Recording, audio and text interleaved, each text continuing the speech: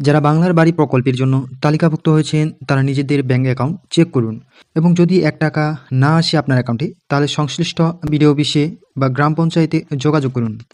চপড়া ব্লকে বাংলার বাড়ি প্রকল্পে ১০,০০০-এর বেশি উপভোক্তার অ্যাকাউন্টে যাচাই।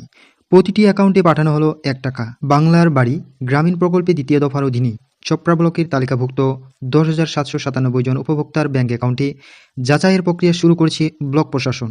এই উদ্দেশ্যে প্রতিটি উপভোক্তার অ্যাকাউন্টে ১ টাকা করে পাঠানো হয়েছে। ব্লক প্রশাসন সূত্রে জানা গিয়েছে, এই অতি গুরুত্বপূর্ণ পদক্ষেপের মাধ্যমে উপভোক্তাদের ব্যাঙ্ক অ্যাকাউন্টে সক্রিয় আছে কিনা, সঠিকভাবে লিঙ্ক হয়েছে কিনা এবং ভবিষ্যতে প্রকল্পের টাকা সঠিক অ্যাকাউন্টে পৌঁছবে কিনা তা নিশ্চিত করতে চাইছে সরকার।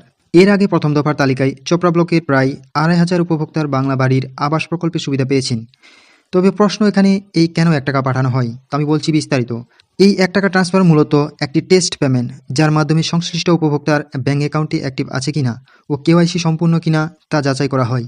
যদি কোনো উপভোক্তার অ্যাকাউন্টে টাকা না যায় তাহলে সেই অ্যাকাউন্টের সমস্যা আছে ধরে নিতে হবে এবং সংশোধনের জন্য সেটি ব্যবস্থা করতে হবে সেই উপভোক্তাকে বিডিও অফিসে গিয়ে। তো আশা করি সম্পূর্ণ ভিডিওটি আপনারা দেখলেন এবং যা বুঝতে পারলেন অবশ্যই কমেন্টে জানাতে পারেন এবং কারো যদি সমস্যা থাকে অবশ্যই আমাকে কমেন্ট করতে পারেন। আর যারা নতুন আছেন অবশ্যই ফলো করতে ভুলবেন না, কারণ এরকম ভিডিও আমি প্রতিনিয়ত আপলোড দিয়ে থাকি যেগুলো মানুষের কাজে আসে। তো এরকম ভিডিও পেতে অবশ্যই ফলো করতে ভুলবেন না। আর যারা ফলো